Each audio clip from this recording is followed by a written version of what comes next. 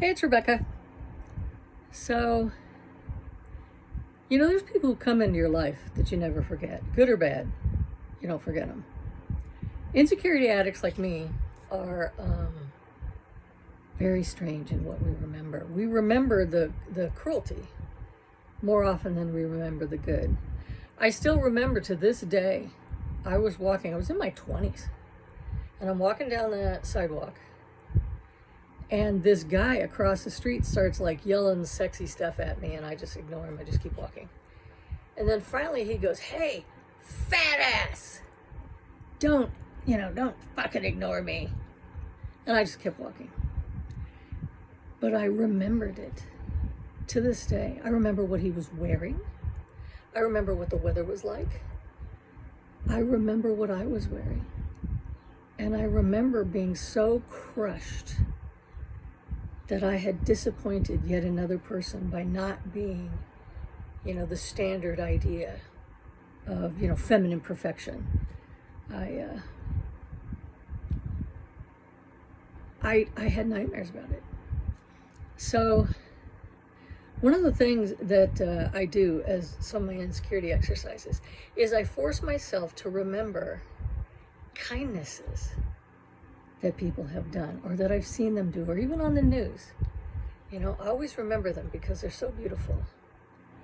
And if you're lucky, one of those people who was kind to you is a relative. Now, my cousin Liddy is the only one in my family that I still talk to. She was always wonderful and, just tough as nails. Wonderful cousin, about 10 years older than me. And I used to go to my mom's house, grandma, and she was raising my cousin Liddy. And I was in second grade. I remember this like it was yesterday. And Liddy read me a fairy tale. It was in the summer. I slept out on the porch swing. On the porch, the house was a converted houseboat. So the porch had once been the deck, and I always slept out on that swing because they didn't have air conditioning and you had all that nice air coming in.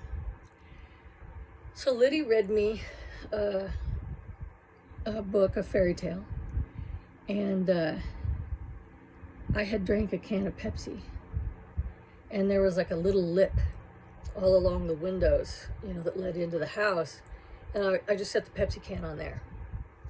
Well, I woke up the next morning and the can was covered in ants. So my grandma comes in, and I didn't know yet that my grandma beat the hell out of my mother and her sisters and beat the hell out of Liddy. And grandma comes in and loses her mind on me about that can. "How dare you not rinse that out? Do you know what that means?" And she started getting that crazy mad face that, abusive people get. And I had seen it in my dad and my mom, but I'd never seen it in my grandma. So I'm just deer in headlights, just staring at her. And Liddy comes in. She was a teenager. And she goes, "Mother, what's the noise about? What's happening?"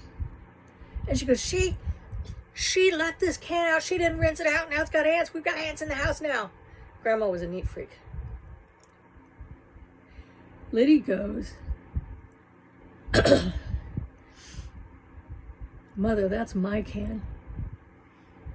I read Becky a story last night and I forgot to bring it in. That was my can." And it wasn't, it was mine. And so Grandma goes, "You know what this means." So she took Liddy into her bedroom. And the house had those really old-fashioned doors with the great big key lock. I mean, you could literally look through the hole if the key wasn't in there and see whatever's happening in the room. So I'm peeking through the door, and I see Liddy go over to the bed, and she leans down face first on the bed, propped up on her elbows, and then she just sits there, and she has this strange dead look on her face, no expression. And Grandma took a high-heel shoe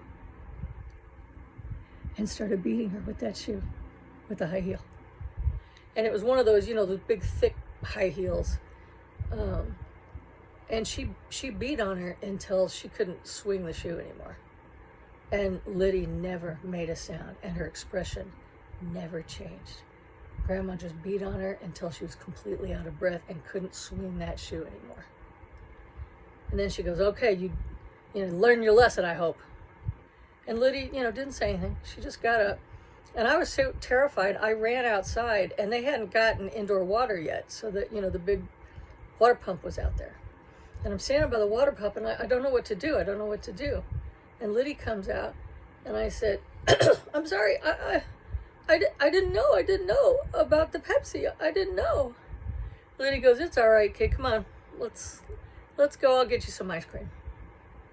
So we walked the mile down to this little ice cream store that, you got soft serve ice cream through the little window.